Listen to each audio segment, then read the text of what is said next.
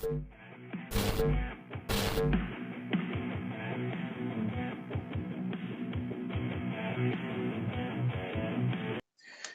everybody, to Life Chronicles and Deep Dives podcast. I'm here with Coach Cornelia, all the way in Romania. Hello and welcome back to our podcast. Today, we've got two exciting topics to talk about. The first topic is getting to know yourself, and the second one is going to be facing and overcoming fear. Cornelia, talk to me about getting to know yourself. Oh, how long do we have? As I was saying in our last podcast, last episode, that's a very vast topic, especially today when we are expected to belong to some boxes. As I was saying, we have to belong. We have to be put in boxes, and most of us, we don't want this, right? We want to be ourselves but still fit in the society, as we were talking the last time. And this is why we wanted to come back to the subject and discuss a little bit about how to get to know yourself. And I think it's a lifelong process, right? What do you think? Absolutely. So, as you get older, right? You start out young, you kind of start to try things. It's like, you're trying ketchup or mustard and you figure out which one you like. And then you go, pick one and then that's your route. And then there's obviously more, options to pick after that. Not, maybe it's soy sauce or, sweet and sour and then, what ranch, I don't know. But like when you're starting out young, right? And you growing older, you're taking every experience that you have and you're learning from it. So it's not just like learning math. You're like learning whether you like it and whether you want to continue doing it, right? So and some things you learn that you don't like that you have to continue doing anyway. Like brushing your teeth, right? Nobody likes to brush their teeth when they're kids, right? But you realize you have to do it. And then when you're older, you're like, wow, I'm glad I brush my teeth every night, right? So you take all these things, you throw them in, and we'll use the same analogy I used last time. You're taking all these experiences, you're putting them in the box, you're taking experiences, you're taking them out of the box because they no longer serve you. And as you're doing that, you're learning about yourself, right? What I like, what I don't like, who I want to be, who I don't want to be, what kind of job I want, what kind of job I don't want, and then where I want to be, towards, the middle of my life and where I don't want to be, right? So everything kind of is a continual process and it doesn't actually stop. Yeah, absolutely. So you're constantly doing it. Yeah, that's very true. And it's also at the same time, it's sometimes can be pretty challenging to getting to know yourself. But for me, it's very important to have this awareness about yourself. At least in my society where I grew up, you didn't have this awareness about. No one was telling you to be aware of life. You were just living, going with the flow, doing whatever it comes your way, and never be aware of things that you like or not. You end up suffering because not knowing yourself, you don't know what limits to put. This is why I think that getting to know yourself is very important, with a lot of awareness about who you are, what you like, which is hard to do it when you're a child, but when you become a teenager, you have to be aware. And this is let's say the recipe for not getting into a lot of trouble as a teenager, let's say, right? Because maybe you don't like to smoke, but you're gonna smoke just because the others are doing it. And this is what helps you belong. When you're making a conscious choice, that's when things get better. Absolutely. So you're talking about like growing up and then falling in line with, like a group of people or doing things that don't necessarily align with who the person is, right? Or, we are, right? Yeah. But they're still going through the process of doing those things, even though they don't align, because let's say, what do they call that? Peer pressure, right? Because of peer pressure.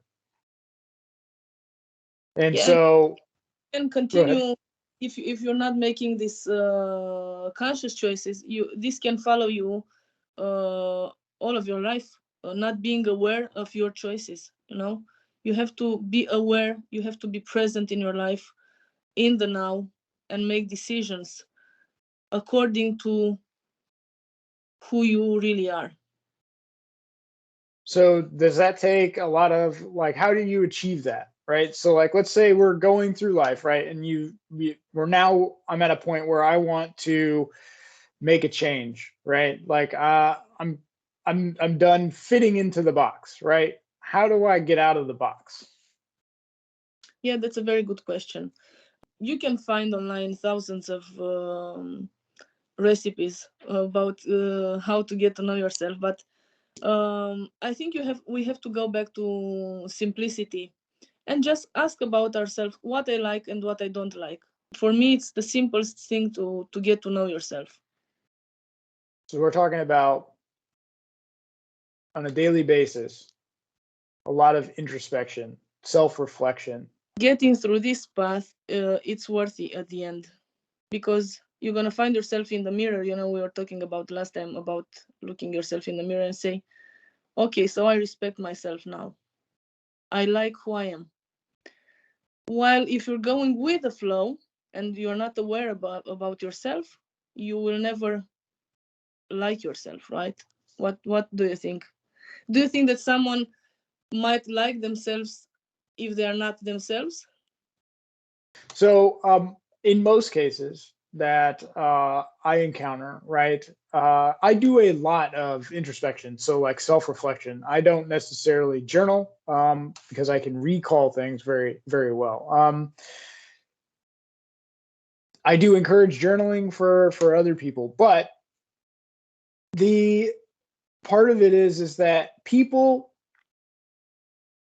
in most cases are not self-aware, right? So it takes a lot of work to get self-awareness, and it may not happen like instantly, right? So self-awareness for me, right? Let's say if I'm doing something, maybe the moment, let's say I say something, right? I'm very quick to speak and I'm very quick to speak up, right? But maybe after that, I'm like, okay, well, oops. Now I see why I said that outside, right? So that introspection, that's me knowing my own motivations, right? So as I'm learning about myself, not just likes and dislikes, but my own motivations for my behaviors, my words, and my actions, right? Yeah. Yeah. So now that I've learned about those things, I'm becoming more self-aware of what and why I'm doing it. And so that's part of it, right? It's all there's, I mean, the basic one is like, okay, I like this, I don't like that. The next part is, why am I doing this? Right? Okay, or why did I do that? Right? And let's say it's something that so I've encountered a situation, right, where, like I've snapped, I've been angry at people. I'm not a saint. And usually it's because I'm defending myself or somebody else that I've, been pushed to that limit to get angry, right?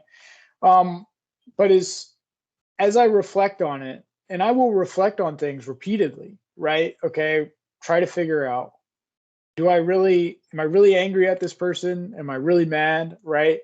And as I'm doing that, I'm becoming more self-aware of like why I got angry, right? Or let's say if there's something, right? So I've reached out to people in the past that I've, you know, been angry with, and I've tried to make amends. Some went over okay, some set it to the side, and some attacked me for it. But the point is that I did the self-reflection, and now I'm becoming self-aware of who I am, what I'm doing, and I can make those changes in the future. Now, you mentioned something about limits, and I think I figured out what we're talking about here.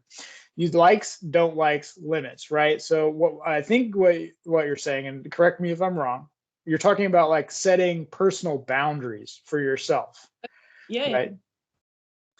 Okay. Yeah. I was like, okay, limits, and maybe it's like, cause you're halfway across the globe. I was like, okay, so we're talking about boundaries, right? Then that's right. Yeah. So you even, especially as a person, right? Growing up, even as a kid, you're establishing boundaries for yourself and for like other people, right? About yourself, right? You're not establishing for them, you're establishing for yourself about other people, right? So I've encountered narcissistic people. I survived abuse. After that, I set boundaries that said I'm not going to interact with those kind of people, right? And if I do interact with them, it's going to be on a very specific strand of, like conversation, right? It's bare minimums. We're not doing emotions, we're not doing this, and we're not playing the game, right? So setting boundaries is important. And growing up, a lot of people have to learn that. People that are like codependent, people that are highly empathic, they may set themselves aside. So they're not really respecting themselves. They're not really holding those boundaries for themselves, while also, like being more for somebody else, right?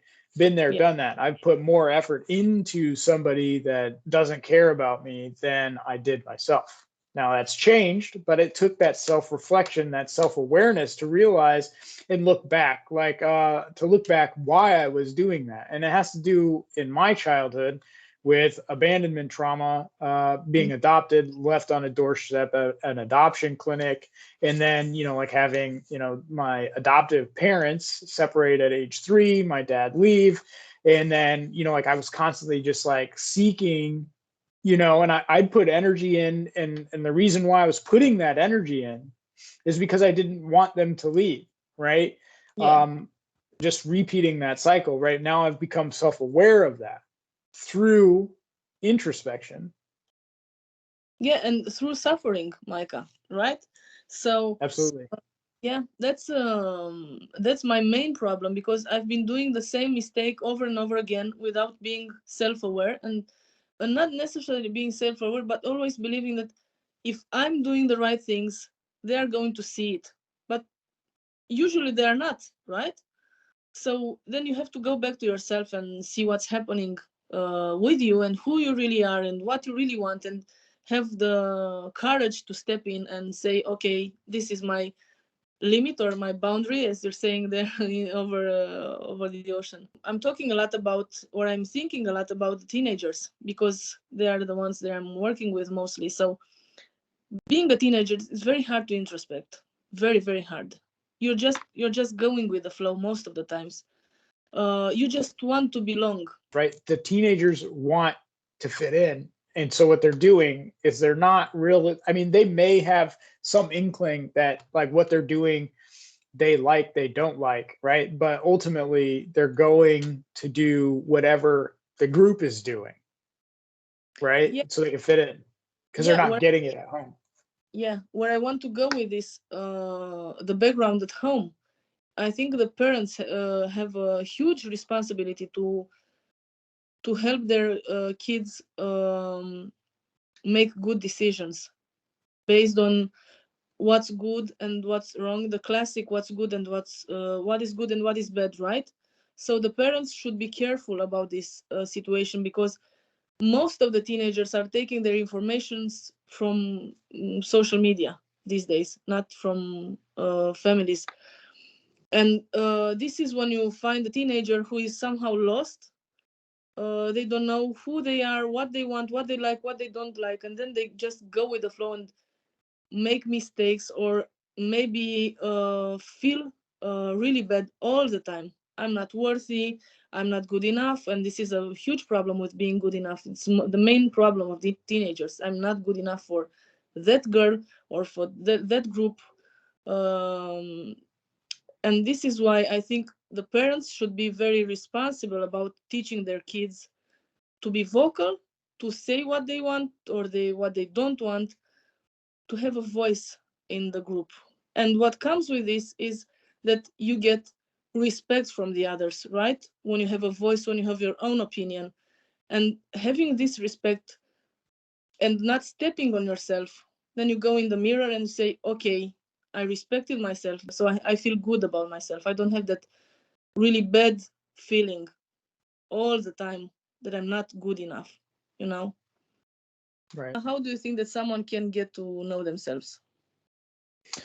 So that's a long process. Like we talked about, it starts at young, childhood, and as soon as you can think for yourself and you've got like an autonomous, thought process, you start to get to know who you are, right?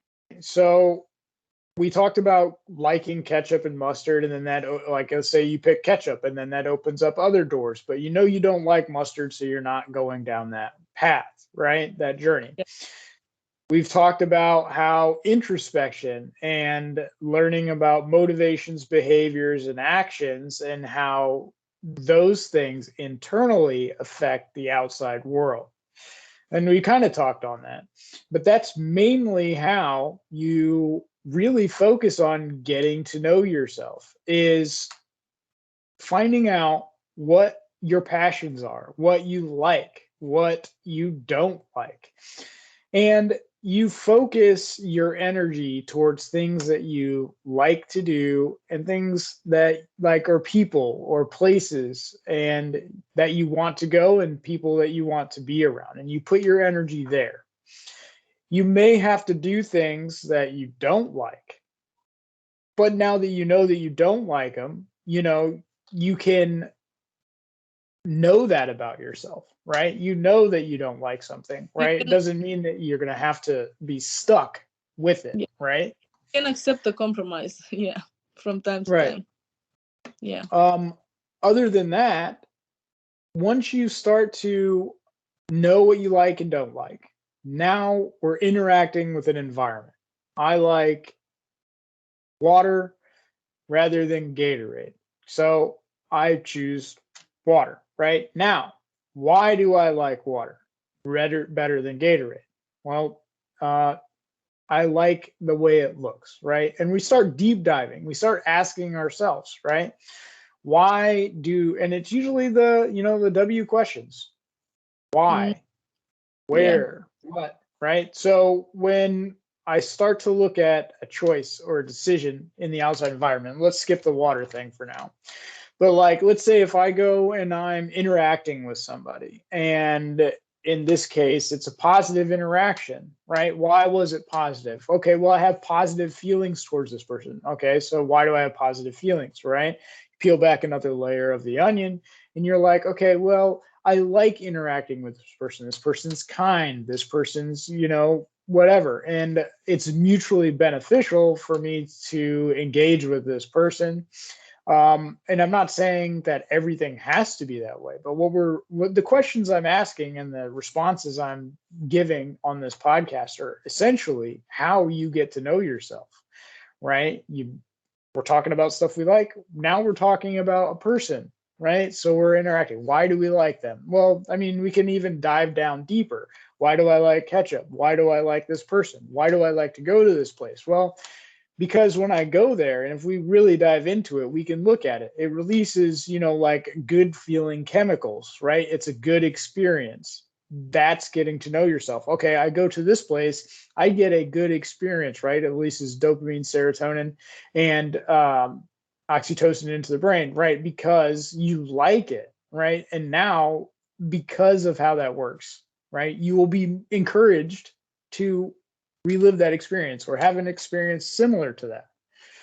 And that's part of getting to know yourself, is recognizing down to that level why those interactions, people, places, things resonate with you, right? Some people like to do yoga rather than workout. Okay. Both ultimately have the same end goal in modern times, right? Health, fitness, wellness, and in some cases, spirituality for the working out part. But in most aspects, they're the same end goal. It's just that people are doing two different things because they know within themselves that they like to do those things, right? So you touched on boundaries, limits, right? Setting those limits for interacting with people that I don't like, right? Um, Knowing why I don't like them. Maybe I've had a bad experience with them, but it also comes down to more primitive things, right? Their body language, their micro expressions, how they interact with me, how they treat me, right? So it's like it's a swirling of all of these components yield, let's say, a negative response, right? Now I know within myself that I need to set boundaries for how I'm interacting with this person, right? Yeah. Let's say if somebody, let's use Charlie Brown for an example. It's a cartoon, and there's a sequence in it where the female character, and I don't remember her name because it's been a long time, but she's holding the football, and then the other character runs at the football, and every time he runs at the football, she moves it. Um, he isn't learning from that experience. Now, in the cartoon, it's because she likes him and she's not telling him. But in real life, if somebody's constantly doing something negative to you, you learn to set a boundary to not engage with that individual, right? Because it's a negative experience. You have written several books. You're working on several books about getting to know yourself. Tell us about those books.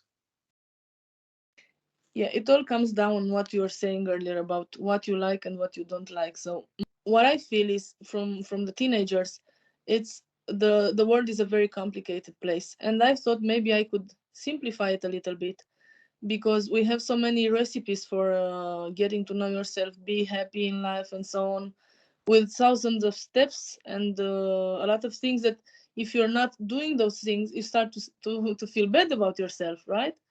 So I've been thinking about this and tried to simplify a little bit. So this is how I came up with two books for a start. One is called What I Love, and the other one is called What I Hate.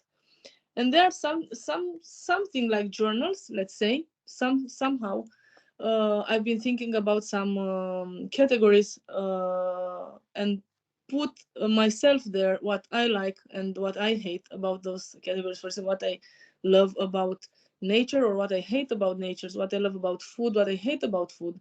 And this comes also with relationships and love and hate and so on, everything you can think about. And then at the end of the books, you have your own safe space. You can put down what you like or what you hate. And when you finish completing these two journals, you can say that you know yourself a little bit better, and you can come with those boundaries in different situations. So writing down, it's the first thing that makes you aware of something, right? You just write it down, and your brain can relate with what you've been writing down, making it much simpler for at least for a start. I want to know myself. What do I start with? These things, and then we can continue with some more complicated things. For example, like you were saying, deep dives, introspection, and so on. So you've got two different workbooks, one and they're complete opposite directions. So you got on one side what you love, the other side is what you hate. Yeah. And between those two books, these two workbooks, the teenager or whoever's working on it doesn't have to be limited to a teenager. So these individuals, they can then learn about themselves. And you're saying it'll have writing prompts, it'll have, personal experiences of yours, and you're just be allowing them to take that time for each different category Yeah. to, say, I like this, I don't like that, right? Yeah. And while I was doing my part, because I wanted to share, for example, what I love or what I hate, I made small introspections on why I like this or why I hate that. very small introspections, but everyone who's doing it can just write as much as they want.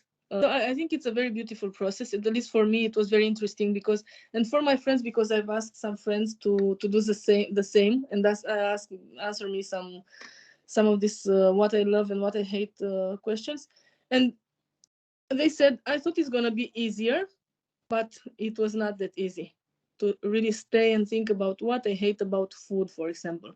We all know that we hate something, but if you have to think about 10 things you hate about food and why you hate them, like you're saying about mustard or ketchup and so on, you have to go a little bit deeper and see uh, what What you it like, is.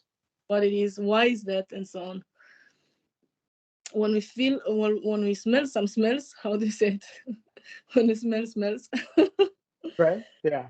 I guess that's smells it. can bring us memories from our childhood, right? So when you deep dive in those things, you think about your grandmother maybe, or your uncle, or your cousin, whatever, your mom, and so on. So you can discover very many interesting things, and you can have a lot of fun as well. So, I mean, we're talking about these workbooks, right? So we're not just talking about like surface level, right? So like you've got tiers, and we're talking about peeling back onions, layers of onion, just to get down to the core, what they like, what they don't like, and why it is that way for them, right? And this book is generally designed to help teenagers. That's the thought. Anybody can do it, but it's more for teenagers because you work with them.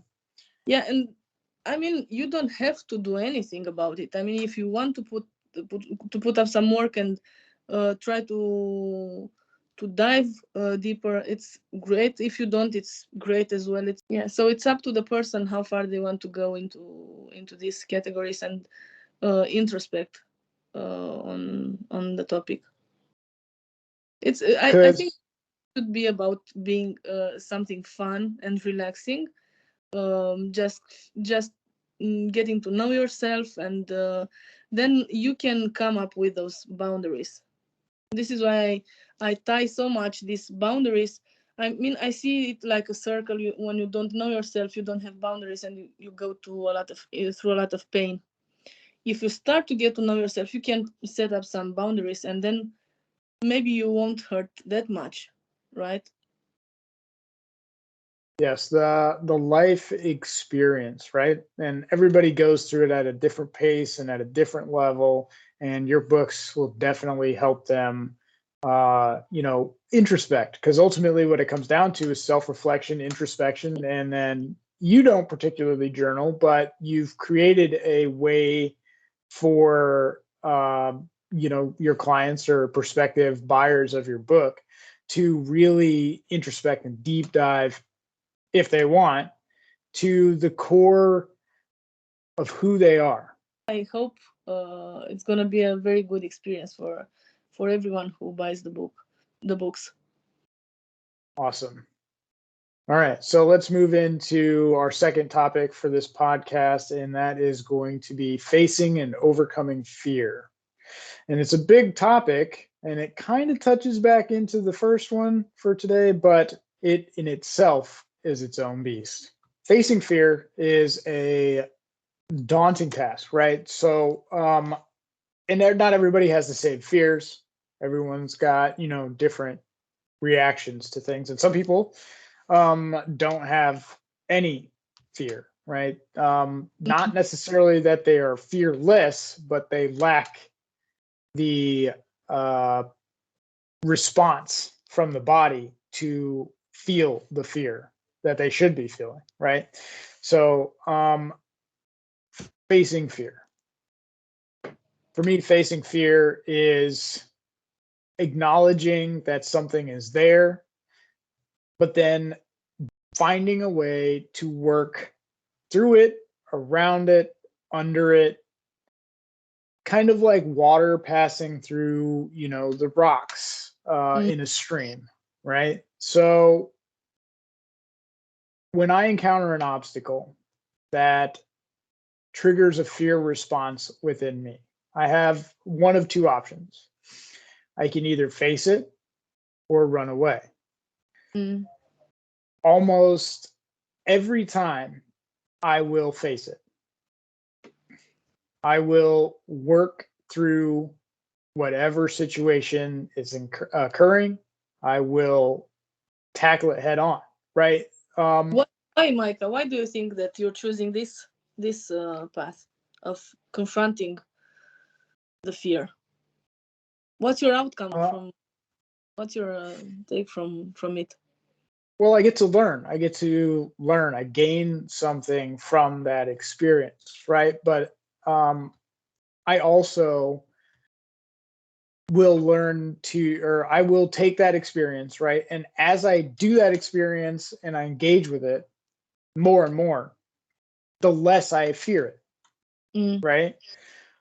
Um, so let's say if it's rock climbing, right? I love to rock climb, and but I have a fear of heights at the same time, right? So it's not necessarily that I have a fear of being high or climbing. Usually going up isn't a problem for me.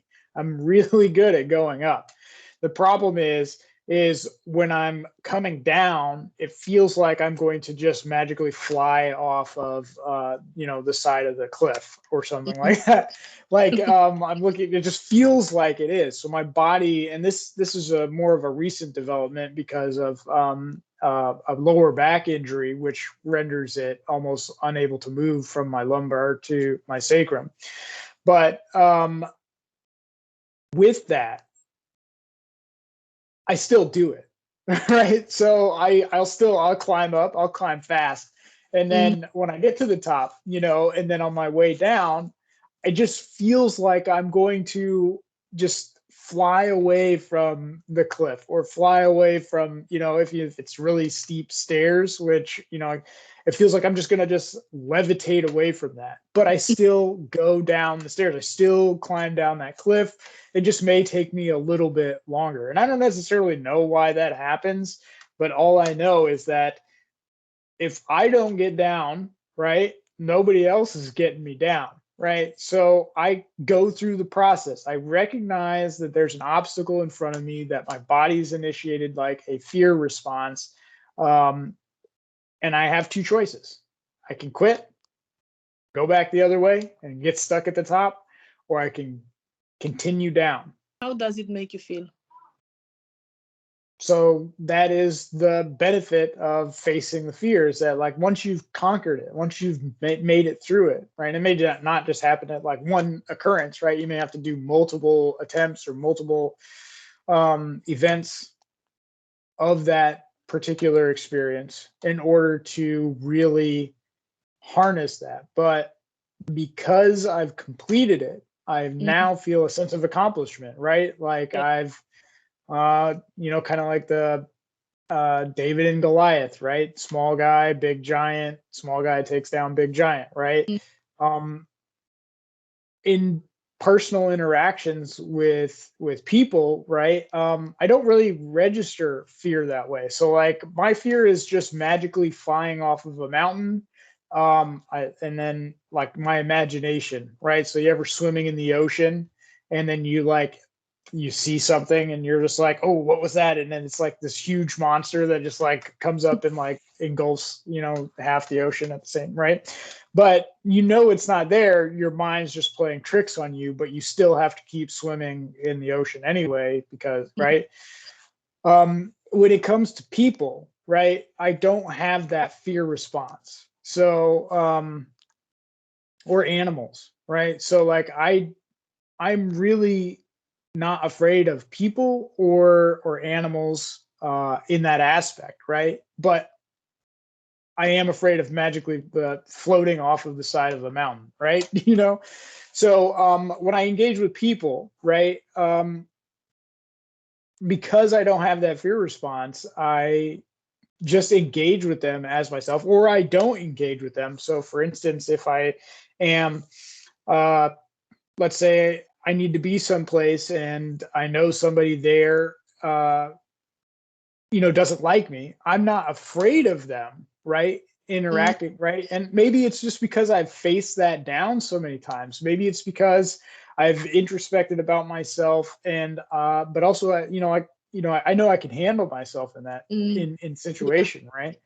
So I just go through that situation, um, and it's like maybe it's just I've done it so many times, right? I've learned from my past experiences that I've got myself during those situations, right? But it really doesn't trigger like a fear response in me. There's no rapid heartbeat or anything like that. Even with like animals, right? I've swam in the ocean and encountered sharks. Didn't get a fear response then, right? This was What when did I was in the Navy. what you do Go when you ahead. meet with what you do when you met the sharks? Oh, I just sat there, right? And one got a little bit close, and I booped it on the nose, and that was that. But like, I mean, we're not talking like great white shark here. We're talking about a smaller shark, but it was still had teeth, right? Mm, Didn't trigger the response, right? And I think it's because it wasn't part of my imagination. Remember, I said that like my imagination can throw that fear response up, but I could actually see what this was. It's just a shark, just a fish, right? So I just interacted with it, fearless. And maybe animals can sense whether you're afraid of them or not. And for so I sure. don't really have any problems with animals, like ferocious dogs or aggressive dogs. I don't really have fear towards them. um, I've interacted with narcissistic and sociopathic people, and I don't have fear towards them. I just engage with them, or am around them without engaging with them, just Isn't it as is. isn't it about having or not control, but when you kind of know what's going on, so you kind of know how things are gonna go, and you feel that you have control on the situation. Whilst when you're going off the cliff, you don't know what's gonna happen because you've never flown from there. But if you would fly one day, maybe with a parachute, whatever, and you Right.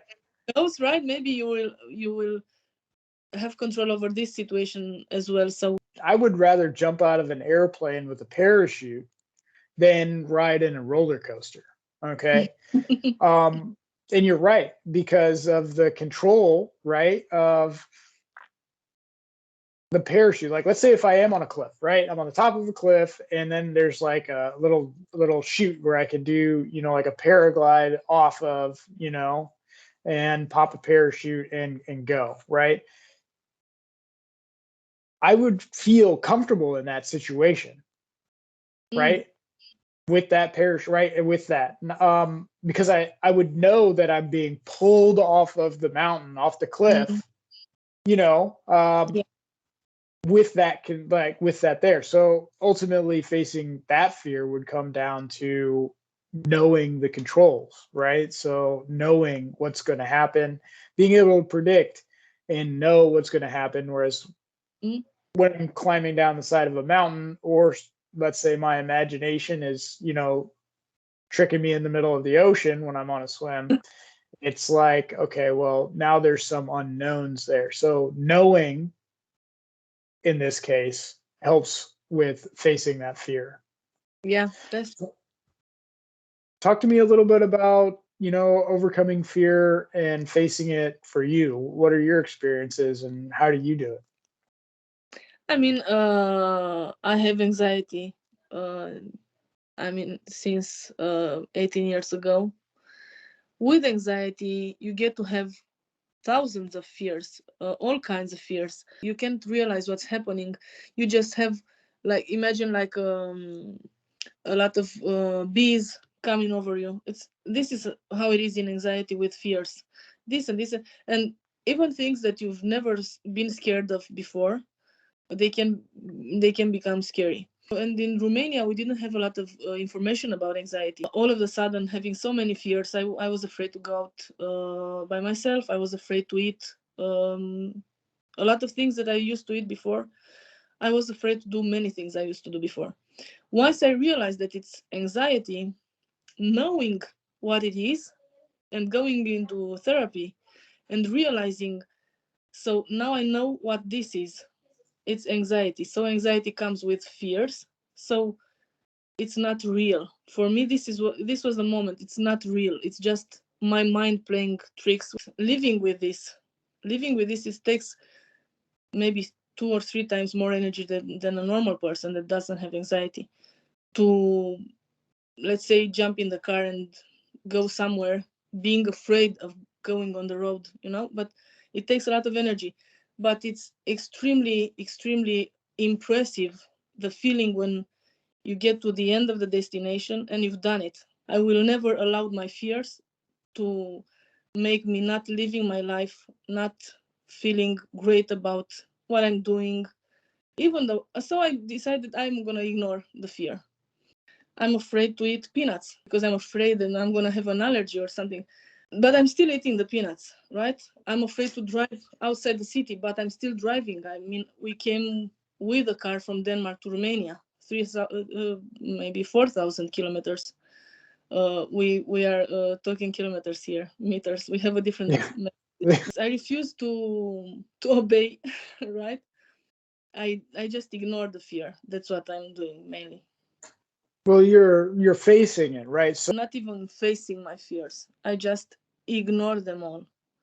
It's like a silent fight I'm having with my fears. So, and I'm winning every time.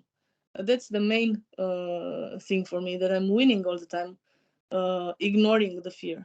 in essence, I mean, you say ignore the fear, but what you're doing is you are facing those fears, right? So, like every time I go climb up something and climb back down, I am facing that fear, right? Every time you pick up a peanut in this instance, or, you drive, outside the city, right? Every time we're doing those things, I go swim in the ocean, right? We're facing the fear. We're not ignoring it. We're acknowledging it. You're acknowledging it exists right now.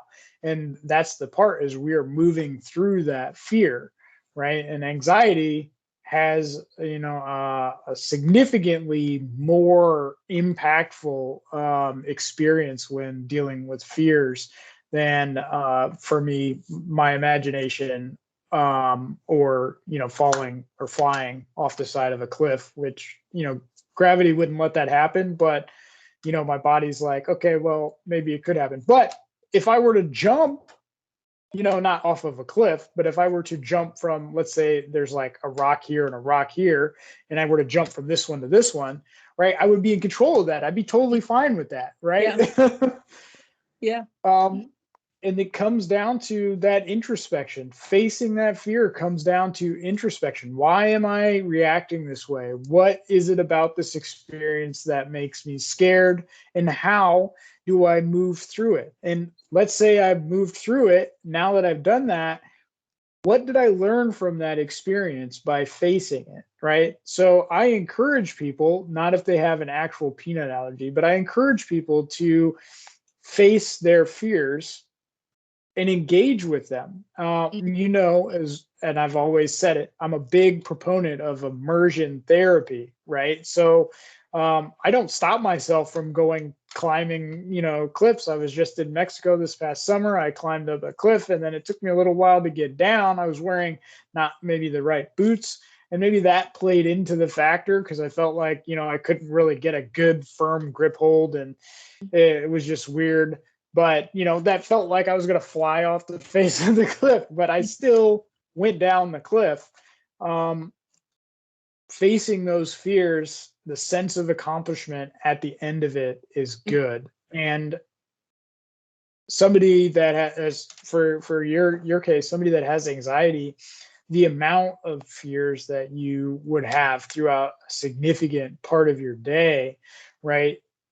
You may get through all of them, and some of them may affect you differently more than others. Is that an experience that you want to share? I mean, in my experience, I don't have the same fears every day. Maybe today I'm thinking that the ones that I love are gonna die, and I'm getting crazy with this fear, right? And this one you cannot face, you cannot ignore, you just have to wait and until it passes and maybe read something or do something fun, whatever.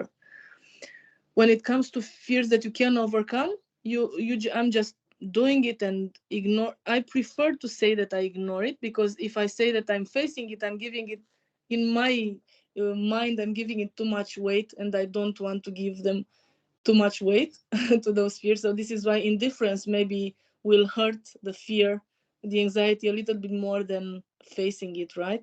But I realized that you're right, we are facing it. I wanted to ask you, what if someone decides not to face their fears? What would happen?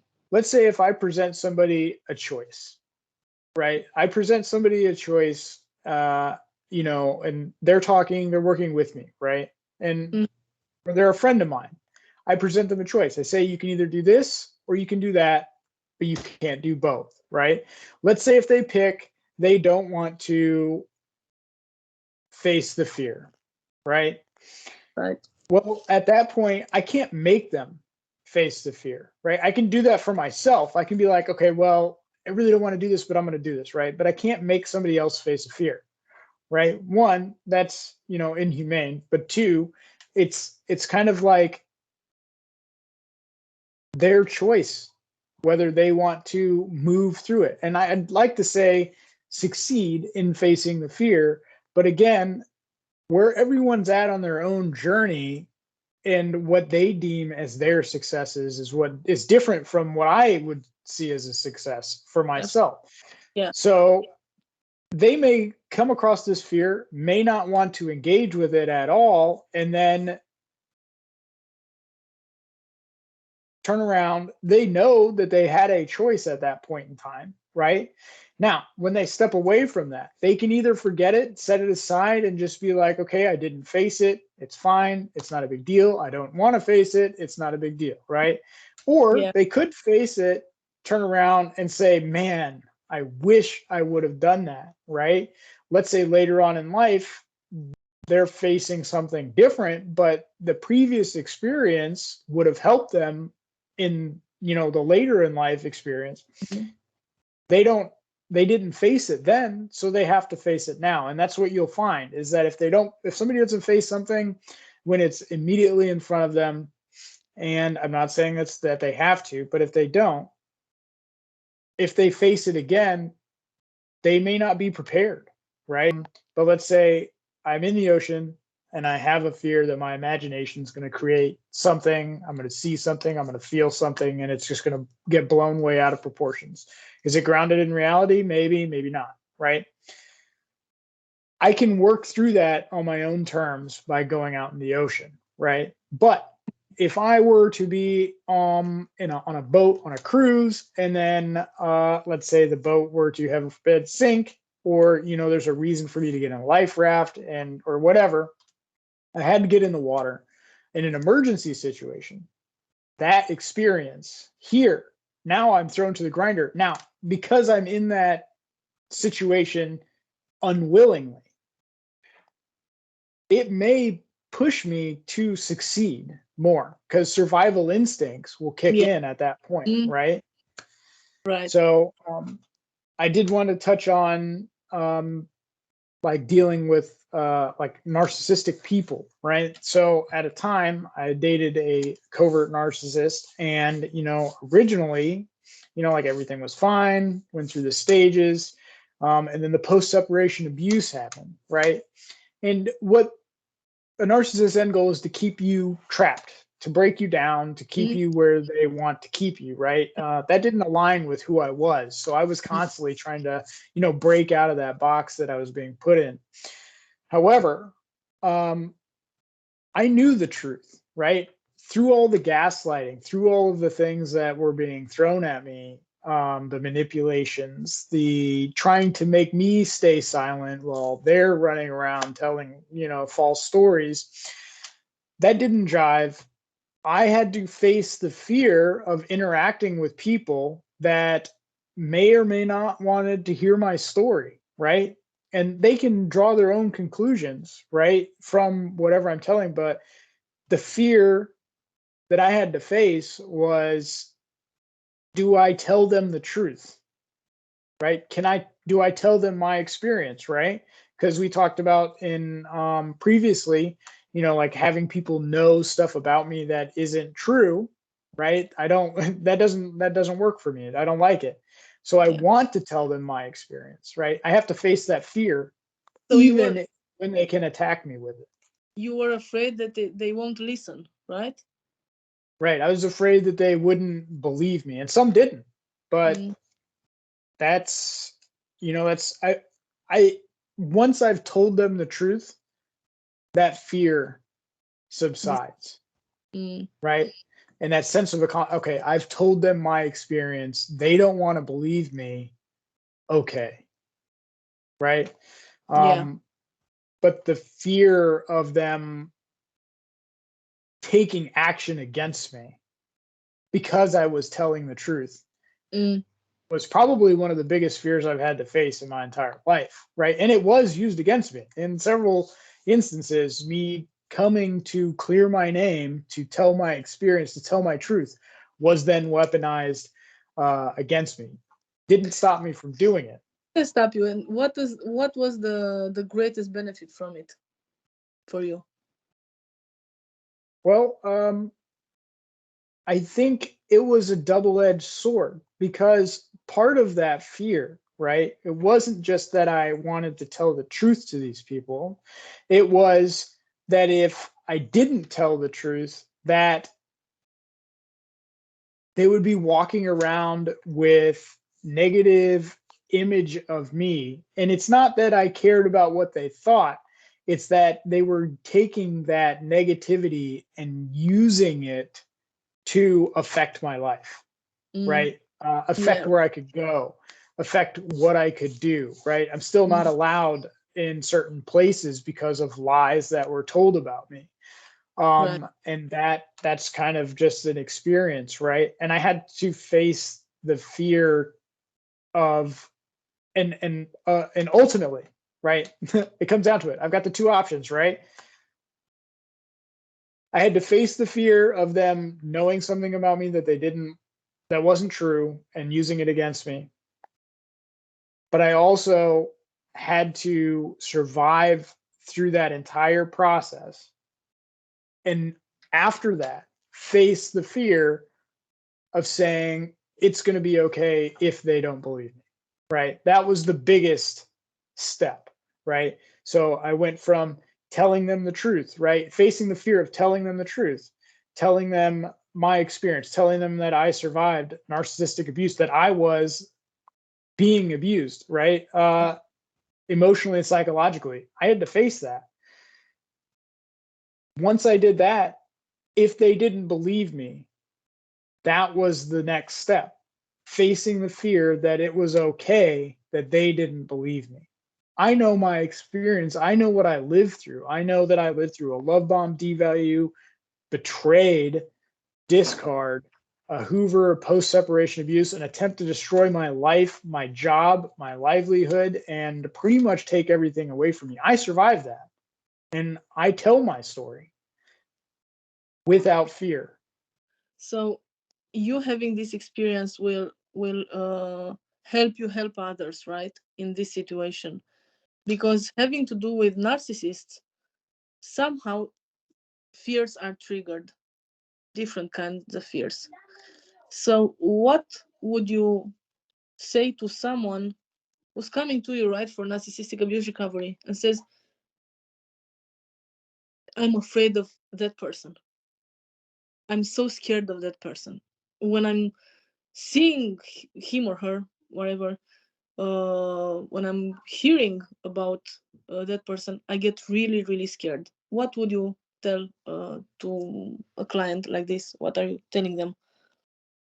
Well, okay, so I definitely do want to take my experience and help people for one, and that's why I do have the narc abuse recovery program. That's why I do offer a support group, and I'm actually integrating with other support uh, networks in my local area. But if somebody comes to me and says like, I'm afraid of that person, right? Sometimes people that suffer narcissistic abuse become agoraphobic, or when they see that person, they Yeah, get that, chemical response in their body. That fear response actually happens because they see that person. yeah, Well, exactly. if somebody comes to me about that, I say that's totally fine. That is normal. And let's see if we can work towards moving you away from it, right? It may take time, especially when it comes with narcissistic abuse because of the chemical trauma bond, because, the abuse that was there, the cognitive dissonance. It may be hard for a while for that person to not get that fear response. And it's not just a cognitive fear response, it's a biochemical fear Yeah, response that they'll be having, right? So I will work with them. And I say it's fine. It's totally normal to be having that, because I don't want them to be judged for having that fear. And I definitely want them to feel supported while they're having that fear. And that fear is warranted. So it's kind of like they've interacted with a predatory, manipulative, exploitative person that abused them mentally, emotionally, psychologically, and sometimes physically. yeah, How how do we how do we move forward, right? So I'm not going to focus on the trauma and the therapy, but what I will do is I will work with them on facing that fear. And it's not going to be in that instance immersion therapy. What it will be is working on themselves, setting goals, setting boundaries, and building themselves up so that way they don't have to fear that person anymore. That fear will subside because they've built themselves back up. yeah, absolutely. All right, so we've talked about facing fears, getting to know ourselves.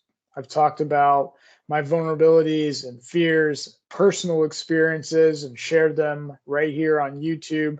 Cornelia has talked about her books. And next week, we are going to have some exciting topics for you guys.